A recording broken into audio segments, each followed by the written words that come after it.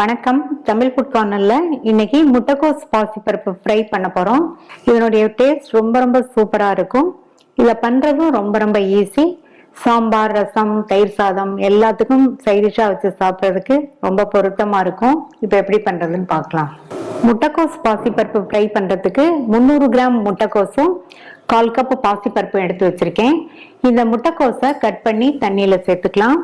பாசிப்பருப்பை இந்த பவுல்ல சேர்த்துட்டு 2 தடவை வாஷ் பண்ணி அதுக்கப்புறமா அரை மணி நேரம் ஊற வச்சுக்கலாம். இந்த பேன்ல 2 டேபிள் ஸ்பூன் எண்ணெய். இது ஃப்ரைங்கிறதுனால எண்ணெய் கொஞ்சம் அதிகமா சேர்த்துக்கணும். எண்ணெய் சூடாயிடுச்சு. இதுல 1/2 டீஸ்பூன் கடலைப்பருப்பு, 1/2 டீஸ்பூன் உளுந்து, 1/2 டீஸ்பூன் கடுகு, அப்புறமா சீரகமும் சோம்பு 1/2 டீஸ்பூன் சேர்க்கிறேன்.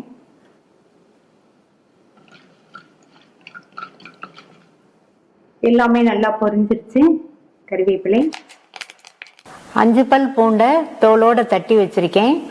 இதை சேர்த்துட்டு லைட்டா ஃப்ரை பண்ணிக்கங்க. தண்ணியில கட் பண்ணி போட்ட முட்டைக்கோஸை தண்ணியை நல்லா வடிச்சிட்டு இதுல சேர்க்கிறேன்.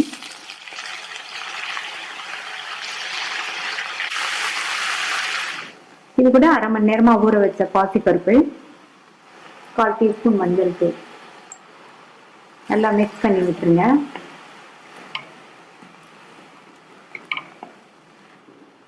மூடி போட்டு ஸ்டவ்வை லோ ஃப்ளேமுக்கும் மீடியம் ஃப்ளேமுக்கும் நடுவில் வச்சுக்கோங்க. ஒரு 5 நிமிஷம் கழிச்சு பார்க்கலாம். வெந்துட்டு இருக்கும்போது இடையில இந்த மாதிரி ஓப்பன் பண்ணி பார்த்து கிண்டி விட்டுக்கோங்க. இது வேகிறதுக்கு நம்ம தண்ணி எதுவும் சேர்க்க வேண்டாம். ஏன்னா நம்ம முட்டைக்கோஸை தண்ணியில இருந்து தான் எடுத்து சேர்த்துருக்கோம். 5 நிமிஷம் ஆச்சு. முட்டைக்கோஸ் பாசிப்பருப்பு ரெண்டுமே பாதி அளவுக்கு வெந்திருக்கு. இதுக்கு தேவையான அளவு சால்ட் சேர்த்துக்கலாம். இந்த மாதிரி 5 நிமிஷம் வெந்ததுக்கு அப்புறமா சால்ட் சேர்த்துக்கங்க. அடுத்து மிளகாத்தூள் சேர்க்க போறேன். மிளகாத்தூள் உங்களுடைய காரத்துக்கு தகுந்தபடி நீங்க சேர்த்துக்கங்க. நான் 2 டீஸ்பூன் மிளகாத்தூள் சேர்க்கிறேன். உப்பும் மிளகாத்தூளும் சேர்த்துட்டு நல்லா மிக்ஸ் பண்ணி விட்டுருங்க.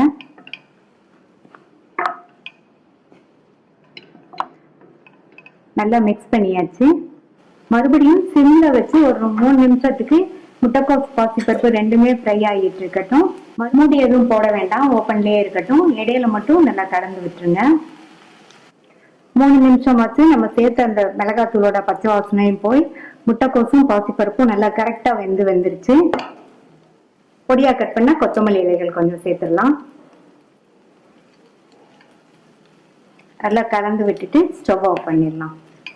சூப்பரான டேஸ்ட்ல ரொம்ப ஈஸியா வேகமா பண்ணக்கூடிய முட்டைக்கோஸ் பாசிப்பருப்பு ஃப்ரை ரெடி ஆயிடுச்சு. ட்ரை பண்ணி பார்த்துட்டு உங்க கமெண்ட்ஸை சொல்லுங்க. இது வரைக்கும் தமிழ் ஃபுட் கார்னர் சேனலை சப்ஸ்கிரைப் பண்ணாதவங்க சப்ஸ்கிரைப் பண்ணிக்கங்க. தேங்க்யூ.